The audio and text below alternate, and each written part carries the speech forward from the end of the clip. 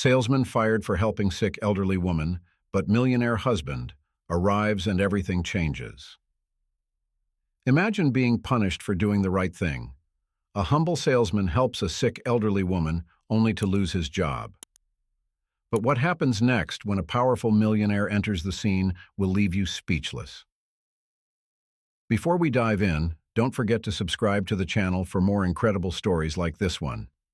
James wasn't just any salesman. He was the kind of person who genuinely cared about others, often going above and beyond to ensure customer satisfaction. His warm smile and attentive nature made him a favorite among regular patrons, who would often seek him out specifically for assistance. However, James's compassionate nature sometimes put him at odds with the store's rigid policies and his manager's profit-focused mindset. On this particular day, the store was busier than usual. A summer sale had drawn in crowds of bargain hunters, and the line at the checkout counter seemed endless. James was at his station, efficiently processing transactions and offering friendly small talk to each customer. Despite the hectic atmosphere, he remained calm and focused, his years of experience allowing him to handle the pressure with ease.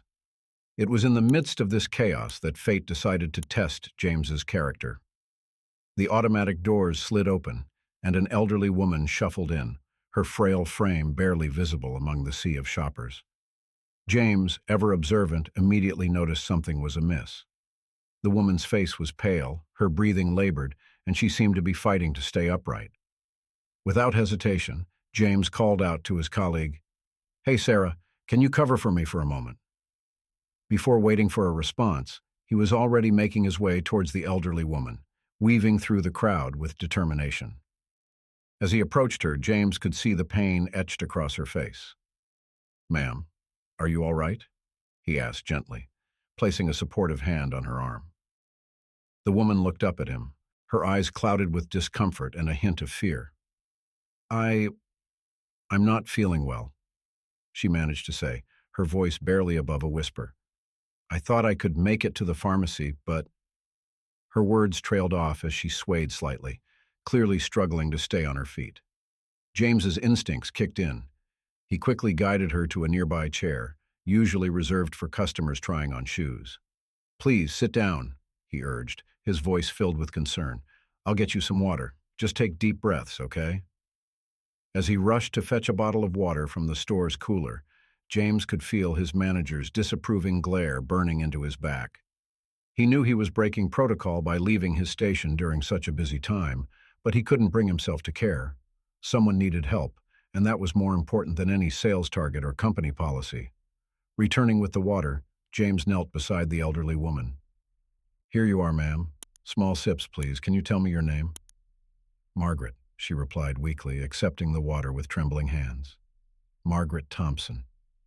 "Thank you, young man. You're very kind." As Mrs. Thompson sipped the water, James noticed her color slowly returning. He stayed by her side, ignoring the impatient murmurs from the queue of customers he had left behind. "Mrs. Thompson, is there someone I can call for you? Family or friends nearby?" A shadow of sadness crossed her face. "No, dear. I live alone. My husband passed away last year, and my children, well, they're far too busy with their own lives to bother with their old mother." The loneliness in her voice struck a chord deep within James. He thought of his own grandmother, who had passed away a few years ago. She had always emphasized the importance of kindness and compassion, values that James held dear to this day. "I understand, Mrs. Thompson," James said softly, "but you shouldn't be alone right now. How about I drive you home once you're feeling a bit better? We can stop by the pharmacy on the way if you need any medication." Mrs. Thompson looked at him with a mix of surprise and gratitude. "Oh, I couldn't possibly impose on you like that. You're working, and I'm sure you have better things to do than help an old woman like me." James smiled warmly. "There's nothing more important than helping someone in need, Mrs. Thompson. My grandmother taught me that, and I've always tried to live by those words." As they spoke, James became acutely aware of the growing tension around him. Customers were getting restless, and he could practically feel his manager's anger radiating across the store. But in that moment, looking at Mrs. Thompson's grateful face, James knew he was doing the right thing. "James!" The sharp voice of his manager cut through the air. "What do you think you're doing? Get back to your station immediately." James stood up, positioning himself protectively in front of Mrs. Thompson. "I'm sorry, sir, but this lady needs help. I can't just leave her here alone." His manager's face reddened with anger. "That's not your concern. Your job is to serve paying customers, not play nurse to every person who walks in off the street. Now get back to work, or there will be consequences." The store had gone eerily quiet, with all eyes on the confrontation unfolding before them. James felt a moment of doubt creep in. He needed this job. Bills had to be paid, and jobs weren't easy to come by these days. But then he looked back at Mrs. Thompson, her eyes wide with concern, and his resolve strengthened. "I'm sorry, sir, but I can't do that," James replied firmly. "Mrs. Thompson needs help, and I'm going to make sure she gets home safely. If that means I lose my job, then so be it. I couldn't live with myself if I abandoned someone in need." Without waiting for a response, James turned back to Mrs. Thompson. "Are you ready to go, ma'am? My car's just outside." Mrs. Thompson nodded, her eyes brimming with tears of gratitude. As James helped her to her feet, he could hear his manager spluttering with rage behind him. But he didn't look back. He knew in his heart that he was doing the right thing, even if it cost him his job. The drive to Mrs. Thompson's home was filled with quiet conversation. James learned that she had been a teacher for over 40 years before retiring. She spoke fondly of her students and the joy of shaping young minds. In turn, James shared stories of his own school days and his dreams of one day starting a small business of his own. As they pulled up to Mrs. Thompson's modest house, James couldn't help but notice the overgrown lawn and peeling paint. It was clear that she was struggling to maintain the property on her own. "Thank you so much, James," Mrs. Thompson said as he helped her to her door. "You've restored my faith in humanity today. I don't know how I can ever repay you." James smiled warmly. "There's no need for repayment, Mrs. Thompson. Knowing you're safe and feeling better is all the reward I need. Please take care of yourself, and don't hesitate to call if you need anything." He scribbled his phone number on a piece of paper and handed it to her.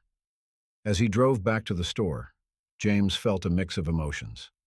He was proud of himself for standing up for what he believed in. But the reality of potentially losing his job was starting to sink in. Still, he couldn't bring himself to regret his actions. The next morning, James arrived at the store with a sense of trepidation. As expected, he was immediately summoned to his manager's office. The conversation was brief and cold. His manager berated him for his unprofessional behavior and abandonment of duties. Despite James's attempts to explain the situation, his pleas fell on deaf ears. "I'm sorry, James, but your actions yesterday were unacceptable," his manager said, his voice devoid of any real sympathy. "You left your post during our busiest time, ignored direct orders, and potentially lost us valuable customers. I have no choice but to terminate your employment, effective immediately." James felt as if the wind had been knocked out of him. He had known this was a possibility, but the reality of it was still shocking. As he packed up his belongings, he could feel the eyes of his co-workers on him.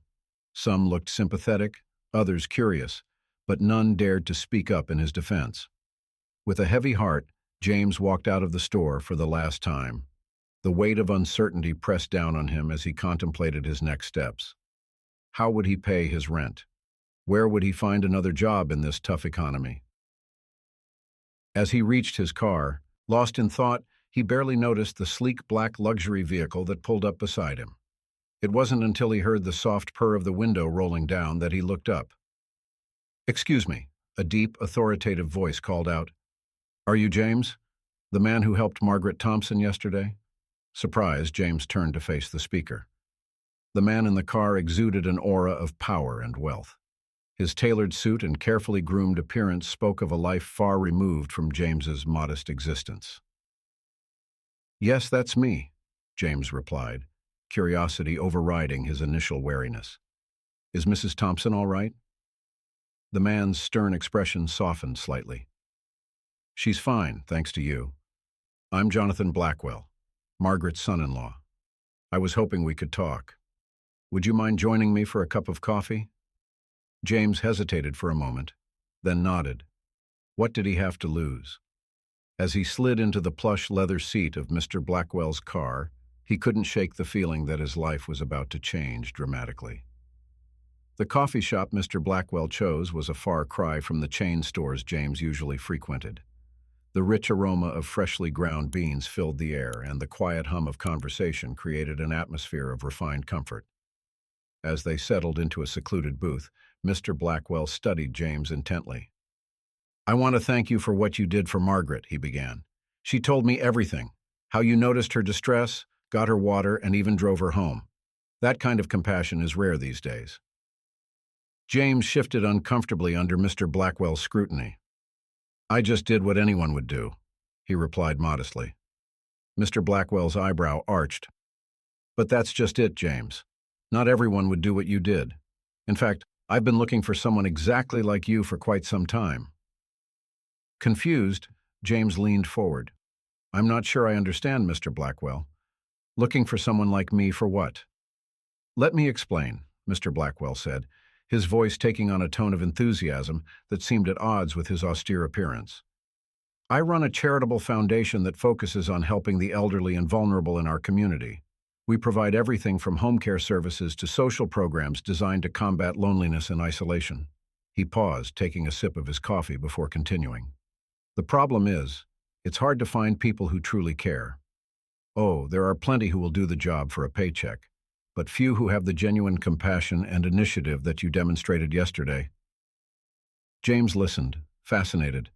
He had heard of Mr. Blackwell's foundation before. It was well known in the city for its good works, but he had never imagined he'd be having a conversation with the man behind it all. "I'll be direct, James," Mr. Blackwell continued. "I'd like to offer you a position overseeing the day-to-day operations of the foundation. It's a big job with a lot of responsibility, but I believe you have the heart and the character for it. What do you say?" For a moment, James was speechless. The events of the past 24 hours swirled in his mind, losing his job, the uncertainty of his future, and now this unexpected offer. It seemed almost too good to be true. I'm honored, Mr. Blackwell," James finally managed to say. "But are you sure? I mean, you hardly know me, and I don't have any experience running a foundation." Mr. Blackwell smiled, a warm expression that transformed his entire face. "Experience can be gained, James. What I can't teach is genuine compassion and the willingness to put others first. Those are qualities you clearly possess in abundance." As they continued to talk, James felt his excitement growing. Mr. Blackwell outlined the various projects the foundation was involved in, from meal delivery services for homebound seniors to technology classes designed to help the elderly stay connected with their families. With each new detail, James could see the potential for making a real difference in people's lives. "Of course," Mr. Blackwell added, "the job comes with a substantial salary increase from your previous position. But I have a feeling that's not what motivates you, is it, James?" James shook his head. "No, sir. Don't get me wrong. The money is appreciated, but the opportunity to help people, to make a real difference, that's worth more than any paycheck." Mr. Blackwell nodded approvingly. "That's exactly what I wanted to hear. So, what do you say? Are you ready to embark on a new chapter in your life?" Without hesitation, James extended his hand. "Mr. Blackwell, I would be honored to join your foundation. Thank you for this incredible opportunity." As they shook hands, James felt a surge of excitement and purpose. He knew that the road ahead would be challenging, but for the first time in a long while, he felt truly alive. The following weeks were a whirlwind of activity for James. He threw himself into his new role with enthusiasm, quickly learning the ins and outs of the foundation's operations. His natural empathy and ability to connect with people proved invaluable as he worked with both the foundation's staff and the seniors they served. One of his first projects was to overhaul the foundation's meal delivery service. James noticed that while the program was efficiently run, it lacked a personal touch. He implemented a system where volunteers would not just drop off meals, but spend a few minutes chatting with the recipients, providing much-needed human connection along with nutrition. As he worked, James often thought back to that fateful day in the store. He realized now that losing his job had been a blessing in disguise. Here, at the foundation, he was able to make a real difference in people's lives every single day. His relationship with Mr. Blackwell grew from one of employer and employee to a genuine friendship. The older man became a mentor to James, guiding him through the complexities of running a large organization while never losing sight of their core mission.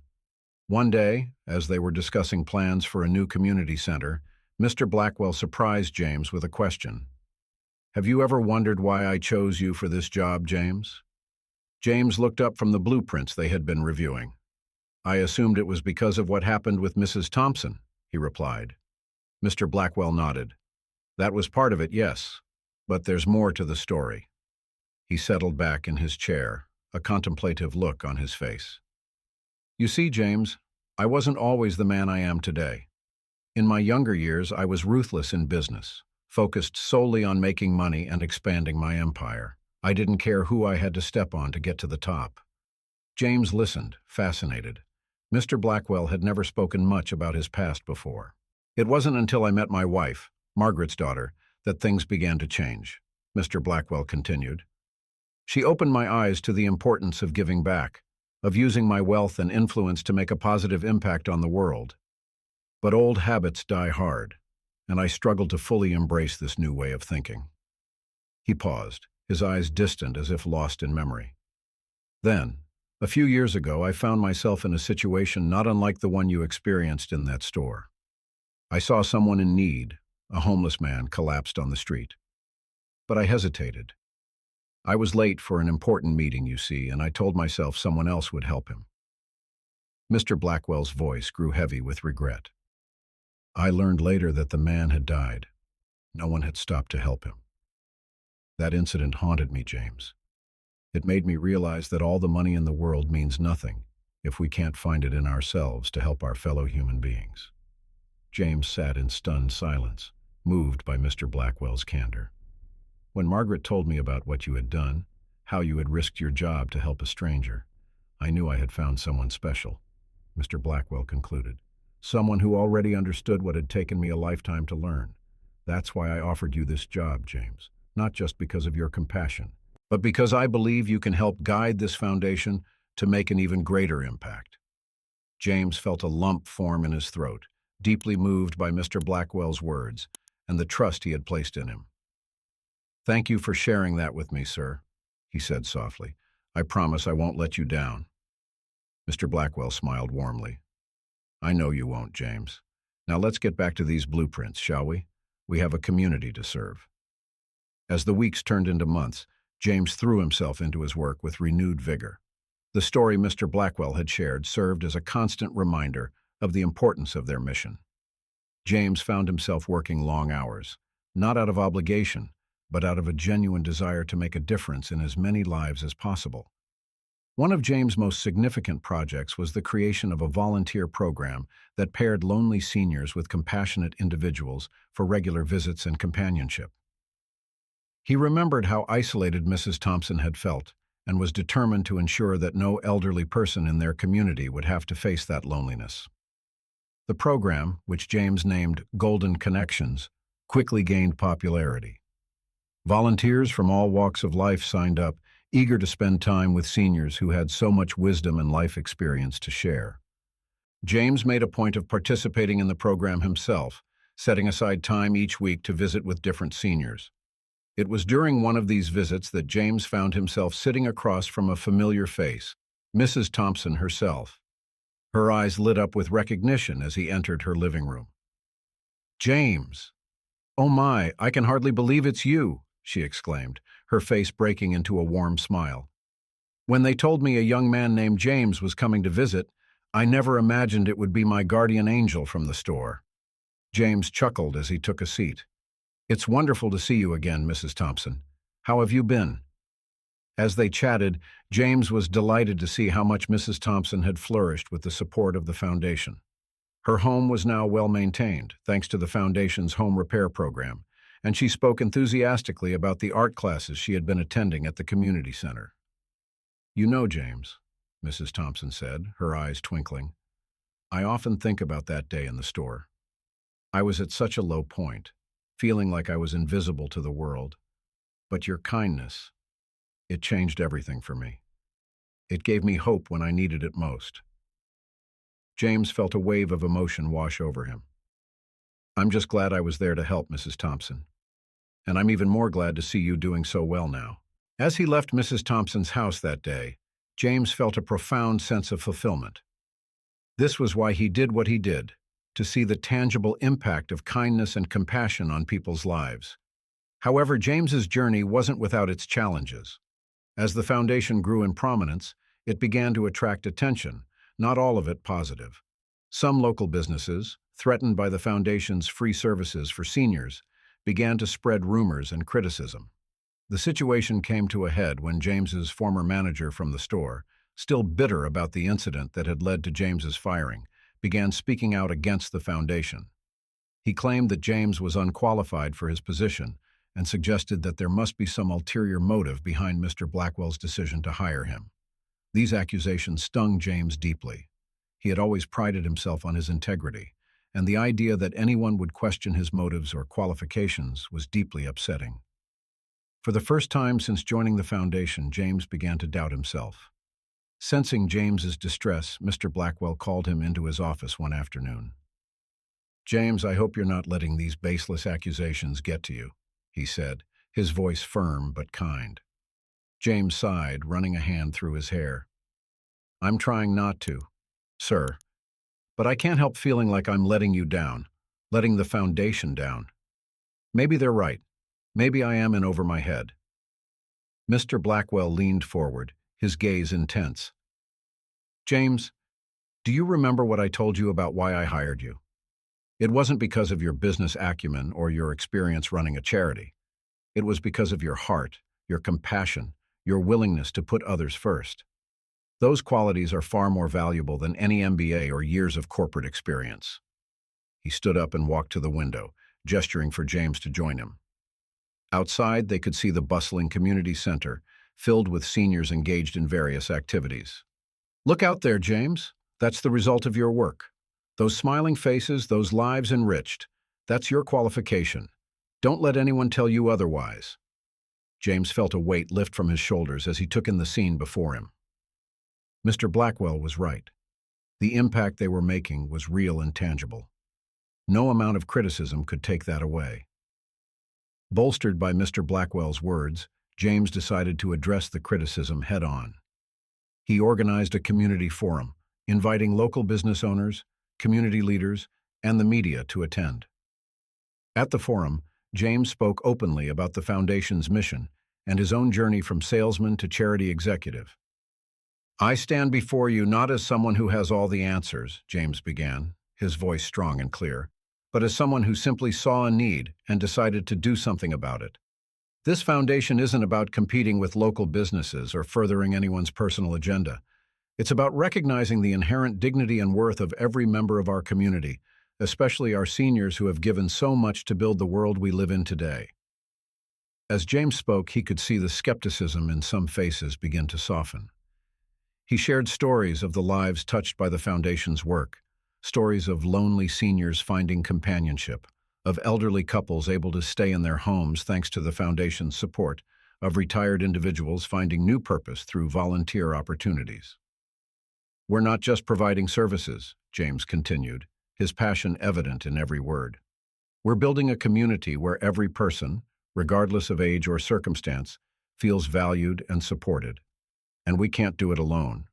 We need all of you, businesses, community leaders, individuals, to join us in this mission." By the end of the forum, the mood had shifted dramatically.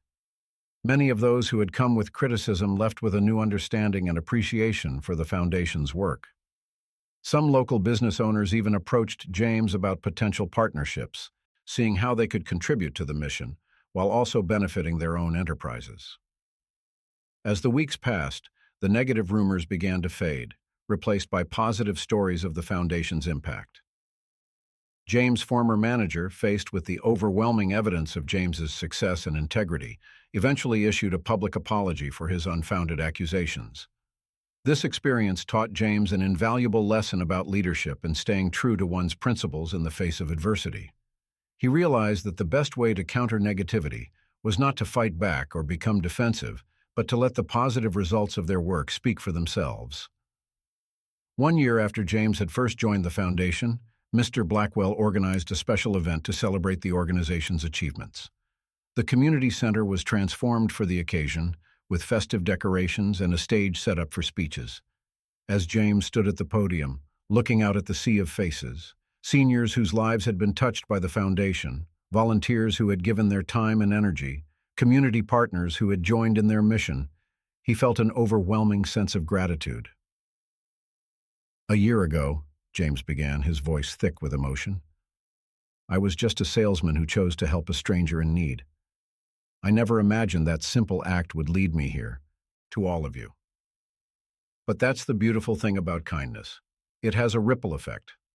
One small act can set in motion a wave of positive change that touches countless lives." He went on to highlight the foundation's achievements over the past year: the expansion of the meal delivery program, the success of the Golden Connections initiative, the renovation of several senior living facilities, and the launch of a new program providing technology education for seniors.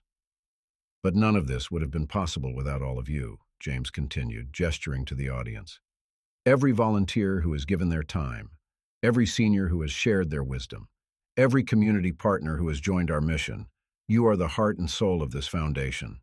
Together, we're not just providing services, we're building a community where every person, regardless of age, feels valued, respected, and connected." As James concluded his speech, the room erupted in applause.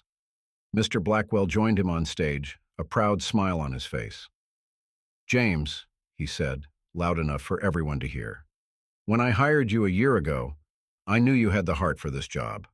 What I didn't realize was how much you would inspire all of us to be better, to do more, to care more deeply. You've not only met my expectations, you've far exceeded them." The celebration continued late into the evening, with seniors, volunteers, and community members mingling, sharing stories, and looking ahead to the future. As James moved through the crowd, shaking hands and exchanging hugs, he felt a deep sense of belonging. This was more than a job. It was a calling, a purpose that filled his life with meaning. Later that night, as the last of the guests were leaving, James found himself standing alone in the community center. He thought back to that day in the store, to the moment he had decided to help Mrs. Thompson despite the consequences. He could never have imagined where that decision would lead him. As he turned to leave, James noticed Mr. Blackwell watching him from across the room. The older man approached, placing a hand on James's shoulder. "You know, James," he said softly, "I've been in business for a long time. I've made millions of dollars, built skyscrapers, closed deals that made headlines. But nothing I've done in my entire career has been as rewarding as watching you lead this foundation over the past year." James felt a lump form in his throat. "Thank you, sir, for everything, for giving me this opportunity, for believing in me." Mr. Blackwell shook his head, a gentle smile on his face. "No, James, thank you. For reminding an old man like me what really matters in this world. For showing all of us the power of compassion and kindness. You've not only changed the lives of the people we serve, you've changed mine as well." As they walked out of the community center together, James felt a renewed sense of purpose. He knew that there would be more challenges ahead, more lives to touch, more positive changes to make in the community, but he was ready for it all, because he had learned the most important lesson of all, that a single act of kindness, no matter how small, had the power to transform not just one life, but an entire community. And so, as James drove home that night, his heart full of gratitude and his mind brimming with ideas for the future, he made a silent promise to himself. He would never stop striving to make a difference, to spread kindness, to lift up those in need. For he had discovered his true calling, and in doing so, he had found not just a career, but a life filled with purpose, compassion, and joy.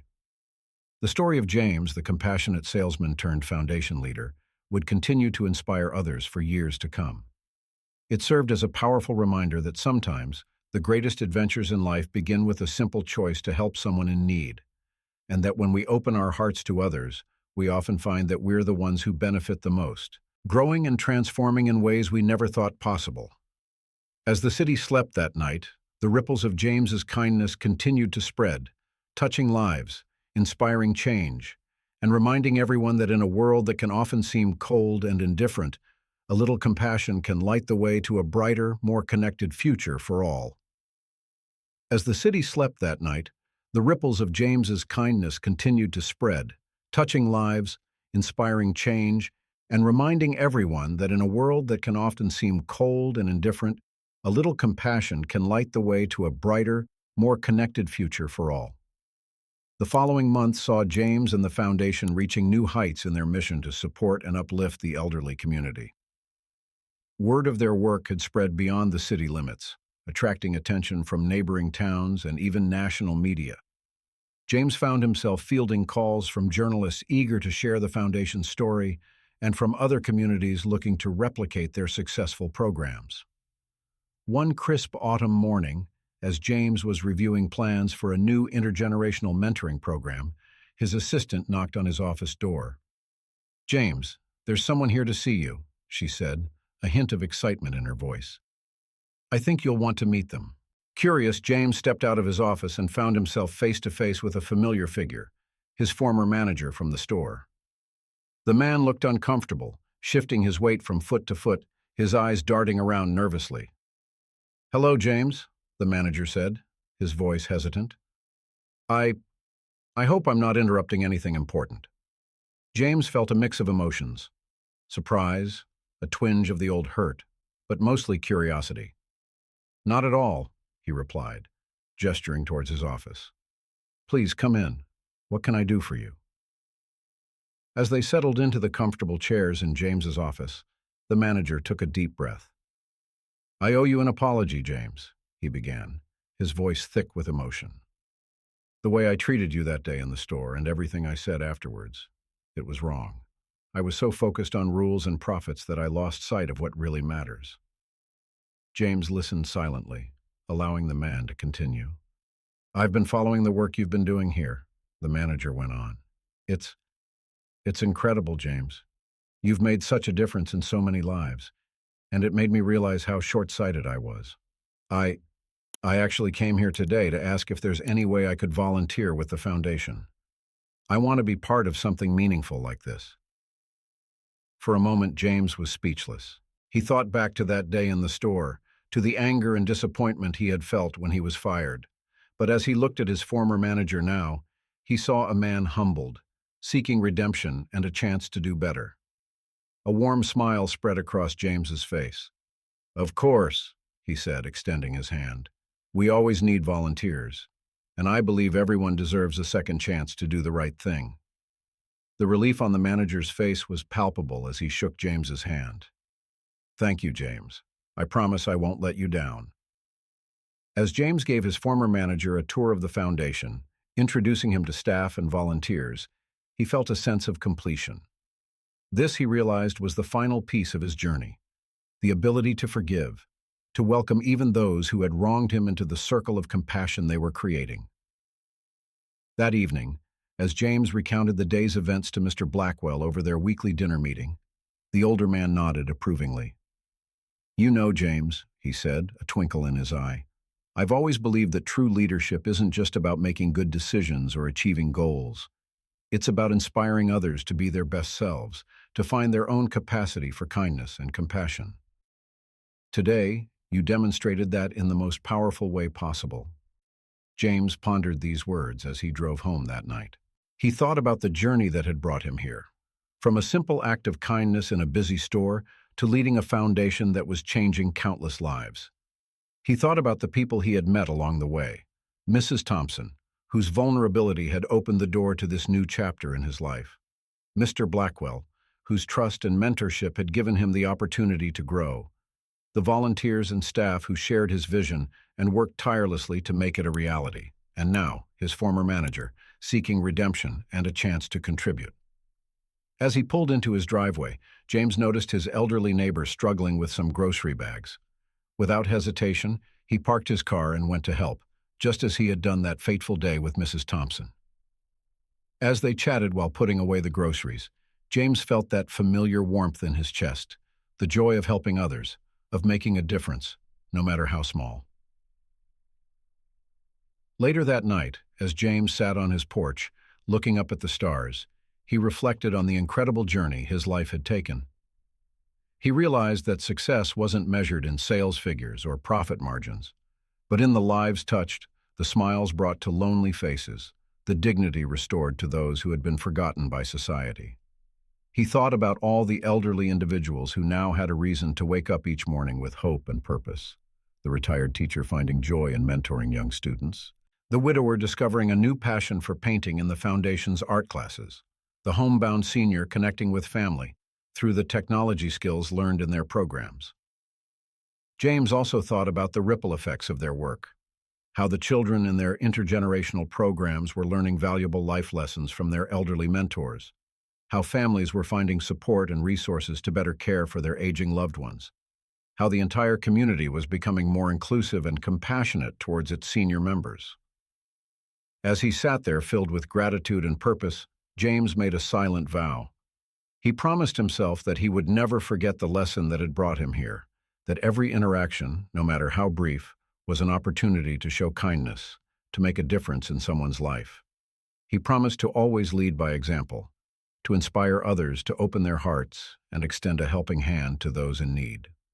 With renewed energy and determination, James began to sketch out ideas for the Foundation's next initiatives.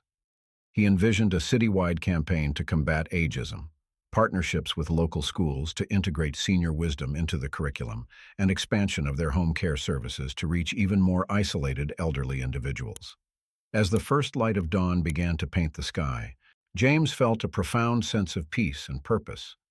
He knew that the journey ahead would have its challenges, but he was ready to face them with compassion, creativity, and an unwavering commitment to making the world a little bit better, one act of kindness at a time. And so, as a new day began, James stepped forward into his role not just as a leader of a foundation, but as a beacon of hope and compassion in his community. His story, born from a simple decision to help a stranger in need, continued to unfold, touching more lives and inspiring more hearts with each passing day. In the grand tapestry of life, James had found his thread, a golden strand of kindness that he would continue to weave, creating a legacy of compassion that would endure long after he was gone. And in doing so, he reminded everyone he met of a fundamental truth, that in a world where we can be anything, the most powerful choice we can make is to be kind. As the sun rose fully, casting its warm glow over the awakening city, James smiled to himself. He was ready for another day of changing lives, one act of kindness at a time. For he had learned that true fulfillment comes not from what we accumulate or achieve for ourselves, but from what we give to others and the positive change we inspire in the world around us. With this thought in his heart, James set out to face the new day, eager to see what opportunities it would bring to make a difference, to spread joy, and to continue the beautiful journey that had begun with a simple act of compassion in a busy store. His story was far from over.